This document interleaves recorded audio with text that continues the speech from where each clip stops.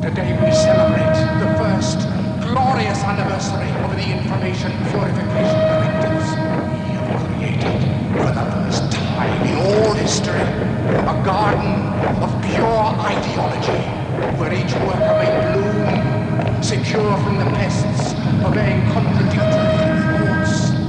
Our unification of thoughts is more powerful a weapon than any fleet or army on earth. We are one people, with one will, one resolve, one cause. Our enemies shall talk themselves to death, and we will bury them with their own confusion. We shall prevail.